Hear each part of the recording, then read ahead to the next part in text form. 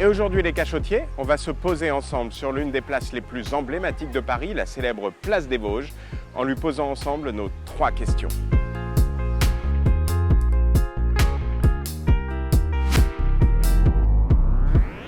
Tout commence au XIVe siècle où on construira ici un palais qu'on appelle l'hôtel des Tournelles parce qu'il est entouré de tours. Comme cet hôtel est légèrement excentré dans Paris, il deviendra en quelque sorte la maison de campagne des rois de France. 10 juillet 1559, le roi Henri II marie à la fois sa sœur et sa fille. Gros stuff aux Tournelles, on organise un tournoi. Le tournoi des Tournelles. Le roi veut faire le kéké et ne met pas sa visière. Si vous voulez un conseil, si vous faites un tournoi, sortez couvert. Résultat, le duc de Montgomery s'élance face à lui et lui plante sa lance dans l'œil. La mort bête. Bref, sa veuve, Catherine de Médicis, décide d'abandonner le palais. 50 ans plus tard, le nouveau roi Henri IV fait construire une place royale, c'est-à-dire une place avec une forme géométrique. Tous les bâtiments autour identiques. Peu d'accès sur l'extérieur et une statue du roi au centre.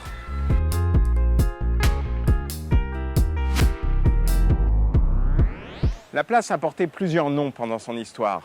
Place royale jusqu'à la Révolution française, puis place des Fédérés à la décapitation de Louis XVI.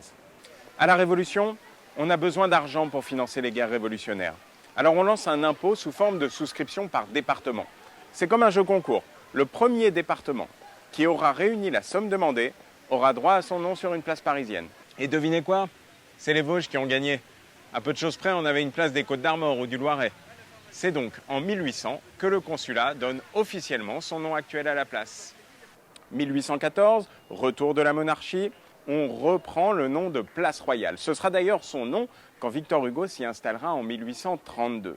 Et c'est seulement en 1870, avec le retour de la République, la Troisième République, que cette place récupérera définitivement son nom actuel de Place des Vosges.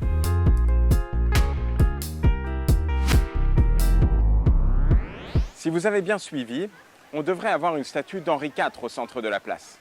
Seulement le 14 mai 1610, Henri IV a la mauvaise idée de se faire assassiner avant que la place soit terminée. Résultat, 2 ans plus tard, on inaugure la place royale avec une statue du nouveau roi, Louis XIII.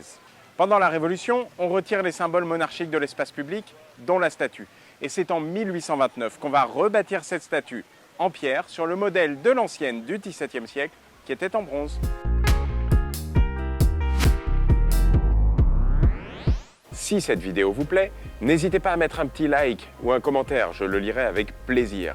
Si vous voulez pousser un peu plus loin, rendez-vous sur lacachettedeparis.fr pour réserver une visite guidée dans Paris à mes côtés. Et devinez quoi? C'est les Vosges qui ont gagné. Ah putain, je me suis pris de...